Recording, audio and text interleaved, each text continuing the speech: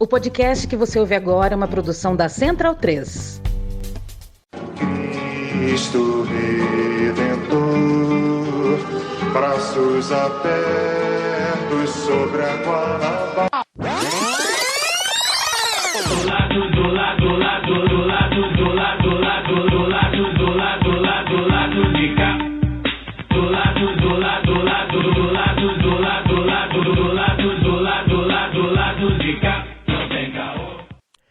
Bom momento, ouvintes da Central 3, eu sou Caio Belandi, chegando para um Lado B do Rio especial.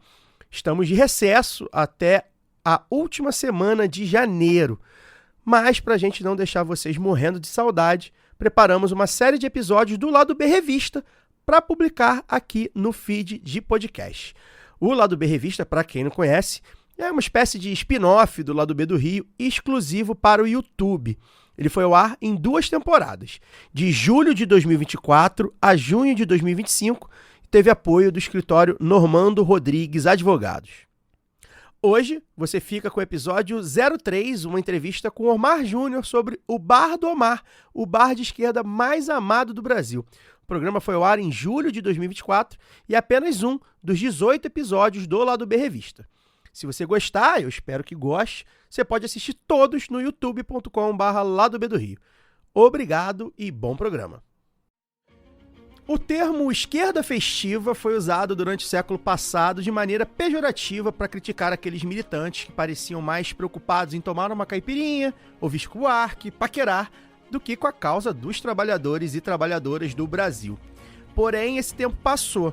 Não só o termo está em desuso, como a própria crítica em si já parece desatualizada. Festejar é sim um ato político, o qual setores da esquerda brasileira fazem questão de reivindicar. Diante de um cenário de desigualdade social e a diversidade de condições humanas, a celebração da cultura estritamente popular, de rua, dos subúrbios e periferias, emerge como uma forma de resistência e de afirmação da identidade coletiva. Ou, como sempre lembra o nosso padrinho, o historiador Luiz Antônio Simas, a arte de fazer festa nas frestas que a vida dá. Se a cultura e a festa já estão incorporadas no fazer político do povo, o bar é, então, um ponto de encontro óbvio. E se Aldir Blanc e Moacir Luz não resistem aos botequins mais vagabundos, imagina, então, se o boteco te oferece um visual irresistível para a Baía de Guanabara, cervejas sempre trincando de tão geladas e petiscos frescos, criativos e saborosos. E se esse bar, além disso, assume institucionalmente posições políticas, as quais você compartilha em um momento de forte polarização. Estamos falando de um local que já é realmente especial no imaginário da esquerda carioca e brasileira, com forte participação nas redes sociais. Fundado em 2000 como um boteco simples da família e repaginado para um reduto da esquerda a partir do golpe em Dilma Rousseff e da prisão de Lula, o Bar do Omar fica no Morro do Pinto, na zona portuária do Rio de Janeiro, local que, assim como o bar, também passou por uma profunda transformação nos últimos anos. Como um bar e um morro carioca se tornou uma referência política no país, qual papel exerce os bares e botequins na vida do trabalhador, quais as dificuldades de ser um pequeno empresário de esquerda no capitalismo periférico, e como lidar com a popularidade e as redes sociais quando um dono de bar se transforma em um influenciador que não tem medo de dar suas opiniões. É para responder essas questões que o Lado B Revista recebe Omar Monteiro Júnior, o companheiro Omarzinho do Bar do Omar. Bem-vindo, Omar. Você que já é um amigo da casa, queria bater esse papo com você há muito tempo. Que bom que você aceitou. Obrigado pela presença. Eu que agradeço pelo convite, Caio. Bem-vindo a todos aí nesse podcast maravilhoso. Espero colaborar bem aí com essa entrevista. Vamos nessa. Antes de entrar no assunto de hoje, lembrar que este é o episódio 3 do Lado B Revista. O episódio 1 sobre a crise econômica argentina e o 2 sobre a extrema-direita no Brasil e no mundo já estão no ar aqui na playlist do YouTube, né? O Lado B Revista é uma parceria do Lado B com o escritório Normando Rodrigues Advogados. No programa, a gente recebe convidados e convidadas para abordar temas pertinentes da cultura, da economia, da sociedade, do Rio, do Brasil e do mundo exclusivamente aqui no YouTube. A gente convida, então, todos e todas que estão nos vendo a se inscrever no canal, ativar as notificações, dar seu feedback, dizer o que estão achando, dar sugestões de convidados, enfim. A gente quer contar com vocês neste novo produto. Omar, vamos um pouco que interessa. Queria que você contasse pra gente um pouco do processo de transformação do bar, né? Era um bar simples, de família, que se tornou um ponto turístico nacional, né? Vem gente do Brasil inteiro pro Rio para conhecer o bar. Então, queria que você abordasse de que aspecto, por exemplo, a gente está falando da transformação do bar com a guinada fascista que o Brasil deu, né? Tem a ver com esse momento. Então, eu queria que você falasse um pouco sobre como foi ali a participação do bar no golpe em Dilma, na prisão do Lula, e como é que era um pouquinho o Bar do Omar antes disso, né? Sim, a gente começa a se posicionar publicamente com o golpe da Dilma, né? Assim que o Temer assumiu, eu já revoltado, escrevi na parede, cara, era colorjete, né? Aí escrevi na parede do bar, sem estética nenhuma. A estética era a revolta, né? Já escrevi fora Temer em todos os lugares. Fui andando pelos postes do morro, escrevendo fora Temer, direta já. Que ingenuidade, acreditar naquele momento que a gente conseguiria, de fato, criar um movimento que, né, iria depor. Era o início do nosso pesadelo, né? Dali em diante começaram os né, ainda mais a tentar contra a liberdade do presidente Lula, e o nosso posicionamento era local, né? Até então não tinha ido para as redes sociais, até porque naquela época a rede social do bar era inexpressiva, a gente tinha, sei lá, 700, 800 seguidores talvez. E aí tinham pessoas, cara, que chegavam lá para tomar uma cerveja e via escrito lá fora Temer e falava: porra, que isso? Vocês são contra o Temer? Deixa o cara trabalhar. Lembra que tinha essa expressão? Sim. Deixa o homem trabalhar.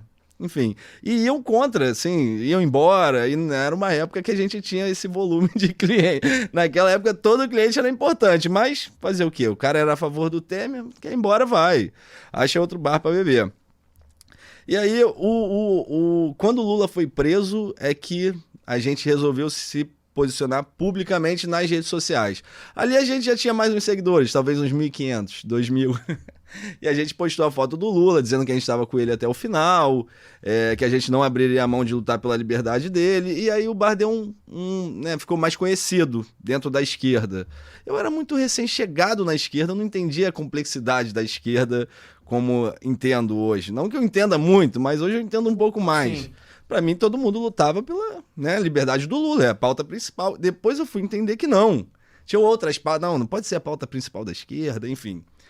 E a gente insistiu durante muito tempo nessa da liberdade do Lula, depois que ele foi preso, até que um belo dia, cara, num domingo, o bar já estava fechando, né? Aí a gente tinha uma nota fiscal que... A gente tinha uma impressora de cupom fiscal que no final dava para botar uma mensagem qualquer, seja uma propaganda, uma publicidade, e eu escrevia que um bar pode ter opinião política, um juiz não, Moro lesa pátria. E postei despretensiosamente, Caio, postei lá e dormi. No dia seguinte, quando eu acordei, tinha, sei lá, 200 compartilhamentos, eu falei, porra, né, alcance grande, né, beleza, passou o dia... Tranquilo, dormi, acordei dia seguinte de novo, de boa, já tava dando uma viralizada um pouco mais, mas eu achei que fosse ficar por ali. Cara, no terceiro dia, meu pai me acordou e falou: tu tá vendo o que tá acontecendo? Tu tá vendo o que tá acontecendo? Todo mundo ligando pra gente, uma porrada de notícia. Aí o que foi, pai? Ele: olha aí, ó, tu aí mexendo com o ministro da Justiça, que na época já era o governo Bolsonaro, né? Era o Moro, o ministro da Justiça. Olha o que aconteceu, o que vai acontecer? Nossa vida vai virar um inferno. E eu comecei a ler. Cara, e era muita gente me ligando. Sim. Porra, porque, o que você tem contra o Moro? O Moro vai salvar nosso país. Você é um desgraçado, um vagabundo. Cara, ligando pro meu celular dos meus pais, o celular do bar, ligando pra tudo quanto é lugar, mandando mensagem, xingando. E junto com essa onda de ataque, também veio uma onda de apoio, Caio, assim, que eu nunca imaginei que existia, porque a gente estava num momento onde a esquerda estava tão acuada, tão... que, meu irmão, a gente teve uma presidente deposta com 6% de popularidade, sabe? A esquerda, pra mim, a esquerda tinha eu e mais 500, sabe? Cara, no final de semana seguinte a essa viralização, o bar devia, assim, a gente abriu o bar, devia ter umas 400 pessoas na porta, assim, gente vindo do Paraná, gente vindo do Rio Grande do Sul, muita gente do Sul, principalmente, né, porque o fascismo do Sul parece que ele é mais... É complicado, né, ali, pessoal que é cara, a galera que convive ali é muito, eles ainda estavam mais oprimidos do que a gente, sim, né, e aí, cara, o bar, aí dali em diante virou o Bar do Omar com essa projeção, sabe? Ali foi o ponto-chave de virada. Sim, o bar antes era um bar normal, comum. Era uma birosquinha, tinha cara. Tinha concorrido a comida de boteco uns a gente concorreu durante uns 8 anos, talvez, uns 7... Não, em 2019 a gente tava 5 anos concorrendo já. 5 anos. Ele chegou a ficar em segundo lugar. Sim. E... foi isso, 5 anos. E você não tinha um histórico de militância antes disso, então, né? Você não tinha. Não tinha cidadão... porque a política a política é muito distante pro cidadão comum, Sim, né? Claro. É muito distante, assim. Você acha que depois a gente entende que a política ela tá em todos os lugares, né? Em todos, a forma como você faz política tá no dia a dia, mas até então não imaginava que a gente que algo pudesse tomar essa proporção. Sabe, minha militância era de tipo, acreditava naquilo ali, conversava entre amigos e só. Não ficava debatendo na internet, sabe, não via como aquilo poderia crescer. Entendi. E ainda sobre essa transformação do bar, queria que você falasse um pouco o que você acha da transformação da zona portuária, né? Depois que o Eduardo Paes assumiu, já há alguns anos, teve uma transformação que muita gente criticou porque iria gentrificar a área, mas ao mesmo tempo revitalizou alguns lugares, enfim, é um debate que ainda a gente ainda vai entender como é que funcionou. Você acha que teve a ver, porque aquela área ali de alguma forma foi atingida, ali perto pelo menos, né? Você acha que teve a ver, ajudou ali a transformar o bar também como um ponto turístico? Cara, eu sinceramente acho que não, porque as transformações que aconteceram na zona portuária não foi ali especificamente na região do Santo Cristo. Uhum. Você teve uma transformação muito grande na Praça Mauá. Uhum. Eu nasci e me criei na região portuária. Eu sempre morei no Morro do Pinto e estudava na Praça Mauá. Então minha vida foi ali. Morro do Pinto, Providência, Gamboa, Praça Mauá, né? E com o avanço das obras da Olimpíada, né? Pô, a derrubada da perimetral, a construção do Boulevard Olímpico, pô, aquilo ali, futuramente a gente vai ter estudos de impacto na qualidade de vida e até na longevidade das pessoas que moram naquela região ali, que hoje, cara, aquilo ali era abandonado, né? Hoje você tem uma atividade para poder caminhar, fazer uma ginástica, né? Mudou de fato a vida das pessoas ali, da Gamboa para lá, da Praça Mauá para lá. A região do Santo Cristo já está mudando agora. Ela está mudando agora com a construção daqueles edifícios, sim, né? Nova parte. Essa nova parte. Aí agora sim, talvez a gente vá ver a diferença, de fato, o impacto naquela região ali do Morro do Pinto e Providência, particularmente. Entendi. E além de ser dono de bar, eu acompanho suas redes sociais há algum tempo, né? Você é um cara que aprecia a cachaçinha vida boa, né? Como diz o Lula. E aí na sua rotina, eu vejo muito, tem praias, bares, você tá sempre conhecendo os bares sim, sim. Da região, enfim, de outras regiões, sempre curtindo as coisas boas do Rio. E, principalmente nas redes, isso às vezes parece bastante burguês. Mas, no fundo, é algo muito popular, né? A gente tá falando de praia, de bares, né? As pessoas, o trabalhador gosta de fazer isso quando possível, né? Então, comer bem, tomar uma cerveja gelada e tal. Queria que você, enfim, na sua análise, como é que você vê a coisa do bar mesmo, né? Que você que é um dono de bar, sua família que é dona de bar, do churrasquinho que o Lula fala, do samba que agora tem no Bar do Mar. E eu estive no primeiro samba do Bar do Mar, que foi contra a sua vontade. No aniversário da Lula. Eu estive lá, eu vi o samba nascer. O samba nascendo ali. Você bolado, não vai ter samba, não vai ter samba, tá aí o samba. Como é que você vê o samba, pagode, o próprio funk, enfim, essas coisas da cultura popular como receita também pro trabalhador, não só pra classe média, né? Eu fico pensando, Caio, assim, quais são as alternativas que nós temos, né? É foda falar nós nesse momento, porque é óbvio que hoje eu sou empresário, claro. Hoje eu tenho uma qualidade de vida muito boa, posso ir para certos lugares que antes eu não posso, ou eu posso ir para certos lugares que a maioria das pessoas não podem, mas... Porra, eu já fui duro pra caralho, sim, sabe? Eu já sei eu sei o que é trabalhar o dia inteiro, sei o que é trabalhar de segunda a domingo. E, cara, a única forma que eu, culturalmente, pela forma como eu fui criado, pelo meu avô, que sempre foi um boêmio nato, sabe? A forma como ele tinha de desanuviar, de desopilar, sabe? De desestressar as dores do dia a dia, dos trabalhos estressantes, era num bar, era ouvindo um samba, era ouvindo uma musiquinha.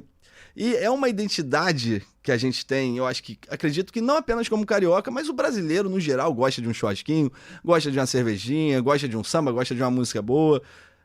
Se não for isso, vai ser o quê? Entendeu? Eu não tô dizendo que é só cerveja, só álcool, não é isso, sabe? Mas se não for isso, vai ser o quê? Eu entrei numa polêmica há um tempo atrás no Twitter. Entrei numa polêmica que era um camarada lá dizendo... que a gente tem que se não houve uma revolução no Brasil foi porque a gente consome muito álcool. Eu lembro. Lembra, né? Que a gente deveria substituir Tipo, eu tive que ler que os bares são extratores de valor da comunidade. Cara, assim... É falta de... Irmão, sabe? Realidade, né? É falta da realidade. Porque, meu amigo, se não for o bar, vai ser a igreja. Já tá sendo.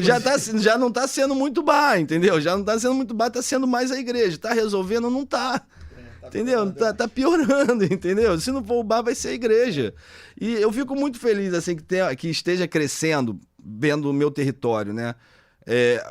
Com a nossa ascensão lá, tá crescendo pra caralho, vários lugares de festa, de música, de cultura. E quanto mais opção a gente tiver, porque, Caio, o Morro do Pinto, quando eu nasci, quando eu me criei, não tinha um lugar pra ouvir uma música. Pra juventude ir, pra galera, pro trabalhador, era boteco mesmo, cerveja, cachaça, um churrasquinho aqui, mas não tinha cultura. Sim. Não tinha cultura, não tinha música, não tinha um espaço de jazz como tem hoje em dia, não tinha um espaço de samba como tem hoje em dia, e o melhor de tudo, gratuito. Você tornar isso acessível dentro desses territórios é fantástico. Como é que eu vou contra isso? Tá, tem cerveja, mas... E a gente tá falando de um lugar também histórico, né? A gente tá falando de um lugar que era um porto que recebeu milhões de escravizados, Sim, que ajudou a desenvolver boa parte da cultura brasileira, como o próprio samba, né? Entre outras coisas. Então, assim, também tem uma coisa do local, da geografia do local também, né? Não é por acaso... que o Omar, do Badomar, seja do Morro do Pinto. Tem uma questão claro, aí, tem né? uma ligação. E o meu avô contava muita história, Caio. Infelizmente ele não tá vivo hoje para, né, contar com mais precisão isso, mas eu tenho certeza que ele adoraria ver o que o Morro do Pinto se transformou, esse espaço de roda de samba, porque ele fala da quantidade de rodas de samba que aconteciam lá antigamente, onde muitos músicos, tinha uma casa de uma senhora que eu esqueci o nome, onde grandes músicos, tipo Zeca Pagodinho na época, né, Zeca Pagodinho, Bete Carvalho, pô, se juntavam ali no final de semana e ficavam o final de semana inteiro fazendo uma roda de samba ali, conversando, bebendo até de madrugada, altas horas. E ver o samba voltando para esse lugar, claro, um dia talvez voltemos com o Zeca Pagodinho, né? Lá no Morro do Pinto, quem sabe um dia. Mas ver o samba voltando para esse lugar que eu não era vivo, né? Pô, para mim pô, maravilhoso. Para as pessoas que estão ali é maravilhoso, sabe? É inexplicável, para falar a verdade. E quando a gente fala, né, todo aquele território ali da Praça Mauá, da Gamboa, do Morro do Pinto, que era conhecido como Pequena África, que é o berço do samba no Rio de Janeiro, de fato. Eu acho que a gente tem que ocupar com o samba, sim, mas também não tem problema se tiver outros ritmos e tudo mais, mas o samba é um resgate da identidade incrível daquele lugar, é incrível. E por muitos anos não teve, né? A gente tem a Pedra do Sal lá, que já existe desde 2000 e lá vai fumaça, que eu lembro que na época, eu devia ter o quê? Uns 17, 16 anos, eu ia pra Pedra do Sal na segunda-feira, 2008, por aí. Era o único lugar que tinha roda de samba nessa região, Caio. Era o único. E se a gente for pensar hoje, cara, hoje em dia chega quinta, sexta, sábado e domingo, tem 40 rodas de samba por dia. Pô, isso é incrível. É o resgate da identidade do local. Pô, eu acho foda. Perfeito. Omar, a gente ouve muito sobre empreender no Brasil.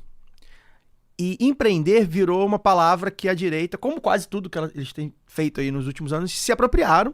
Mas a gente sabe que não é assim. Tô aqui, você é um empreendedor, eu sou um empreendedor, o lado B é um empreendimento independente, que precisa correr atrás, né?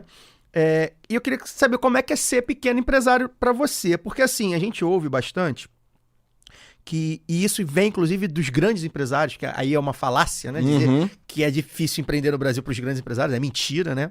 Mas para os pequenos empresários, de fato, tem uma carga tributária maior, mais responsabilidade. E no seu caso, você é um dono de um bar, né? O bar tem toda uma peculiaridades, né? Sim. Até a própria questão do álcool não é simples, tem que lidar com aquilo ali, enfim.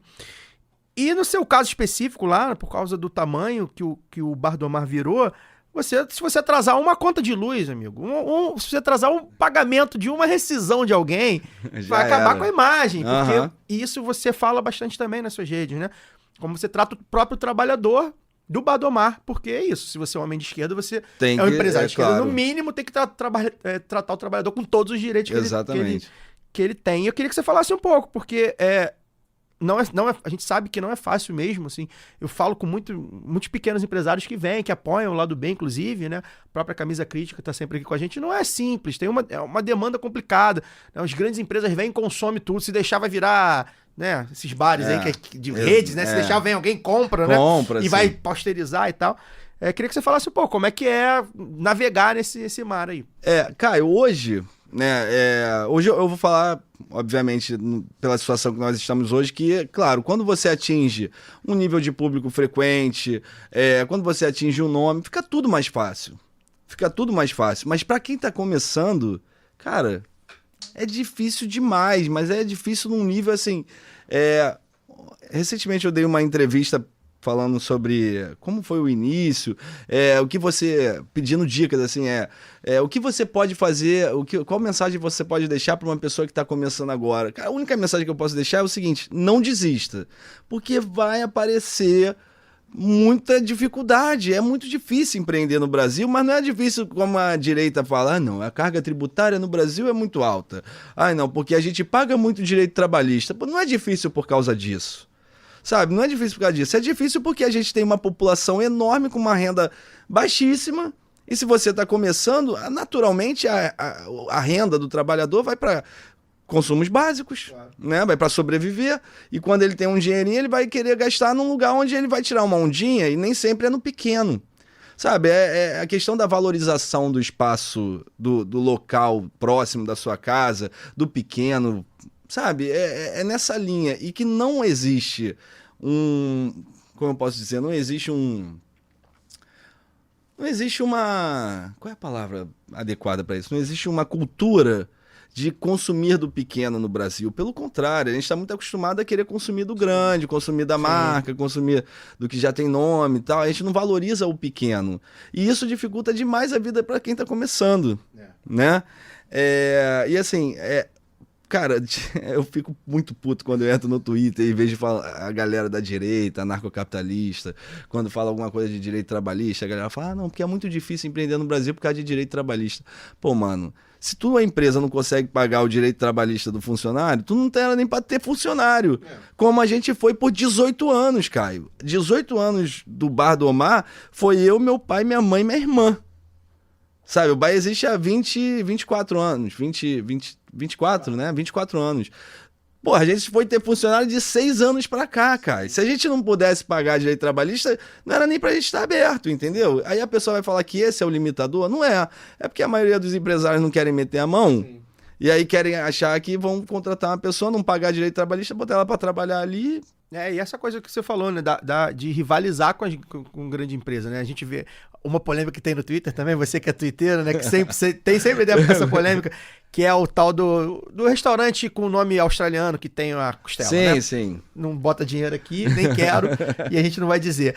Que sempre vira essa coisa, né, de pô, é bom ou não é? É bom o povo... O cara que é trabalhador, ele vai lá deixar o dinheirinho dele quando tem um dinheirinho a mais. E assim, eu já comi pelo menos umas 10 costelas melhores. Mas assim, o local tem toda uma questão e tal. E aí se você for ver...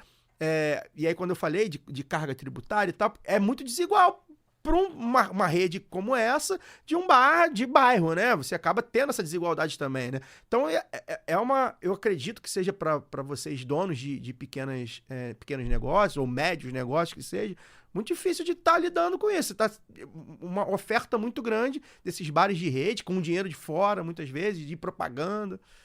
E a gente não tem como lutar contra isso, né? É muito difícil você conseguir concorrer com uma rede dessa, com um bar desse. Até porque, por exemplo, tem bares de rede, e aí, cara, a gente esbarra até nos fornecedores, né?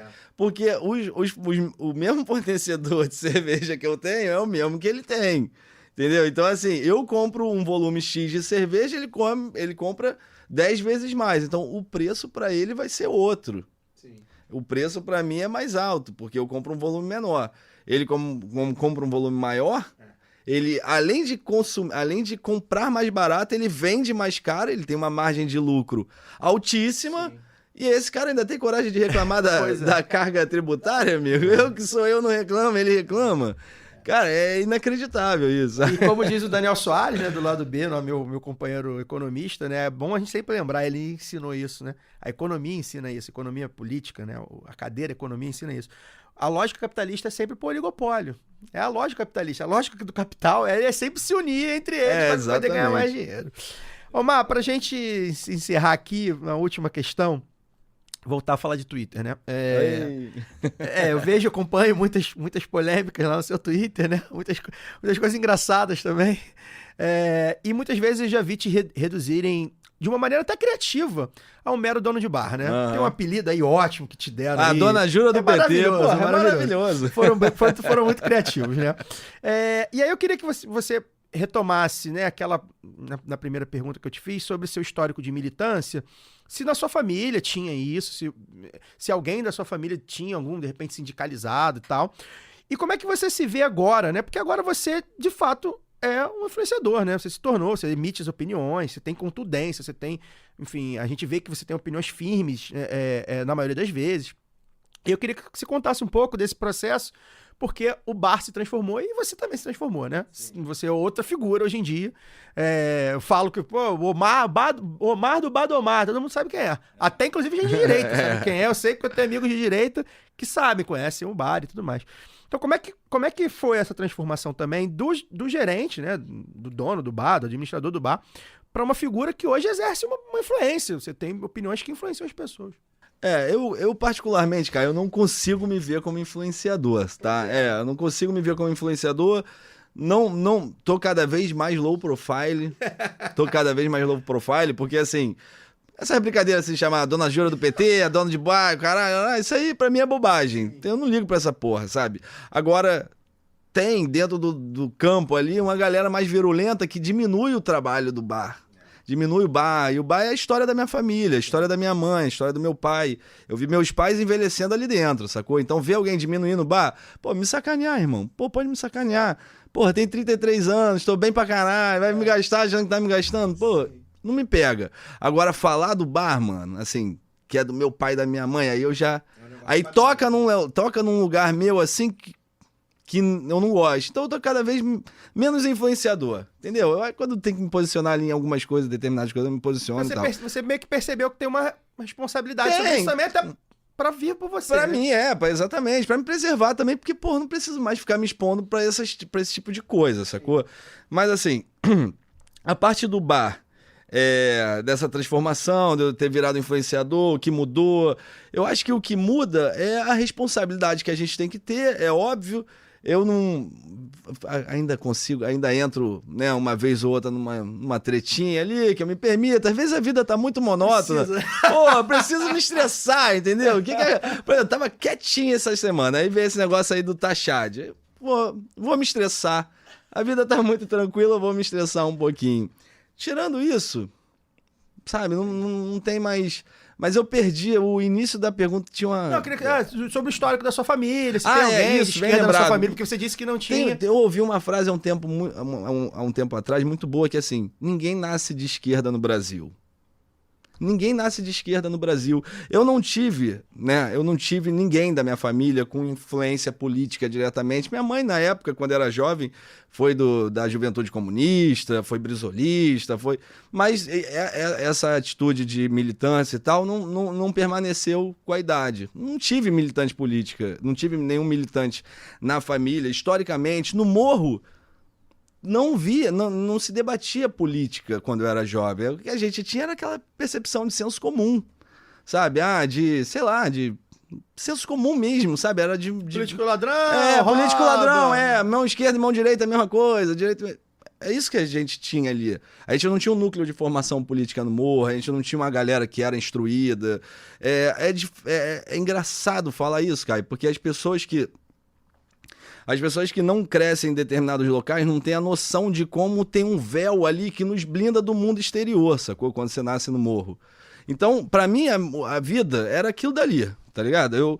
Eu estudei pensando em fazer um técnico para ser mecânico, nunca imaginei que ia fazer a faculdade, não conhecia ninguém de fora. Então, não existia um mundo muito ali, né? Fechado, sabe? Então, esse negócio de política foi super novidade. À medida que eu fui entrando, aprendendo e tal, caralho, meu irmão, é complexo, né? Dentro da esquerda tem isso, tem aquilo, tem isso, tem a corrente assim, a corrente assada. Dentro do PT tem a corrente assim, a corrente assada. Né? Uma complexidade absurda.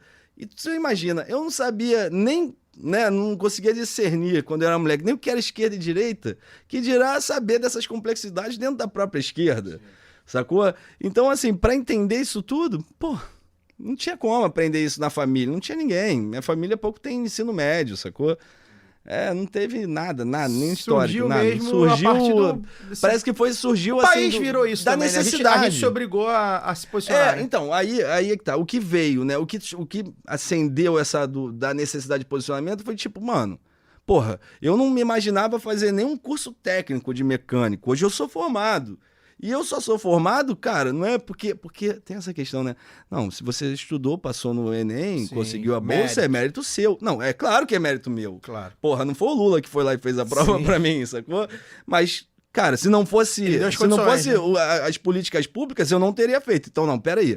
Isso aqui eu tenho que defender. Eu não sei que, porra, tem de corrente dentro de partido, dentro de esquerda, de direita, mas isso aqui eu tenho que defender. Sim.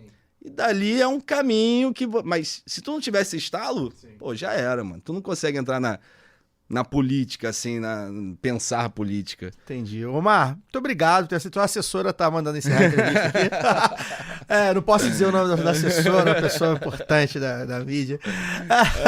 Obrigado, cara, porque era um papo que eu já queria ter batido. A casa tá aberta pra você. Você tá me devendo um maracujá. Eu esqueci, em cima do balcão, vou lá buscar. Passa lá e pega. Tô devendo a ida lá mesmo, já tem um tempão que eu não vou. Deixa seu recado final, suas redes, ou as redes do bar, né? Agora que você é um homem low profile. Eu sou um homem low profile então, agora. Obrigado, cara. Eu que agradeço pelo convite, Caio. Obrigado aí a todos os ouvintes. Pra quem quiser seguir o bar do Omar, @bar do Omar, Instagram, Twitter, tudo a mesma coisa, mas até lá tá difícil de postar. Eu posto a agenda da semana quando tem um sambinha. O negócio agora é pessoalmente. Vai lá e curte, de quinta a domingo. Muito bom, galera. Olha só, eu vou dar um testemunho aqui. O Omar não está me pagando pra isso. Todo bar hypado, a gente fica com o pé atrás, né? Pô, bar legal, bonito, pô, os caras assumiram uma posição foda e tal. E aí eu fui lá a primeira vez e assim, a cerveja saiu trincando de um jeito. E a comida, eu comi um bolinho de feijoada. Um bolinho de feijoada. Que eu falei, cara, é bom. Que é isso, porque tem é isso. bom, é bom. Até a gente queria tratar sobre isso, mas não deu tempo. O preço é bom também. É bom. Que a galera fica falando, meus haters. Não é. Ficam falando que é caro, a galera tem que lembrar que tá no Rio de Janeiro. Tem isso. Né? Paga imposto. Paga imposto, né? Pra padrão centro do Rio, não é caro. De verdade, assim. E é bom mesmo, assim, o lugar é bom. Então, assim, recomendo mesmo. E a galera de fora, então, vai ficar louca, porque tem a galera de fora que fica louca. E a próxima, pra encerrar agora mesmo, né? Eu vou pedir pro Omar, que é amigo do homem lá em cima em Brasília, pra vir pra cá, pra trazer o homem pro lado B do Rio, né? Enfim, a gente tá devendo aí. Falei com a Janja num dia, a Janja não me deu bola, mas ele vai interceder pela gente. Vou falar com ele, vou falar. Terceiro episódio do novo Lado B Revista fica por aqui. A gente lembra que o Lado B Revista é uma parceria do Lado B com o escritório Normando Rodrigues. Lembro também que este novo programa é exclusivo aqui no YouTube, então a gente pede para que você assine o canal, se não assinar, ativar o sininho, tudo que o Felipe Neto nos ensinou, né, há 10 anos, para a gente poder engajar aqui o YouTube do Lado B, ter mais alcance, para chegar em mais gente, e deixar seu comentário, seu feedback, o que achou, enfim. Se tiverem perguntas para o Omar, deixem aí nos comentários que a gente passa para ele responde. Enfim, a gente agradece que você ficou até aqui, muito obrigado, até a próxima.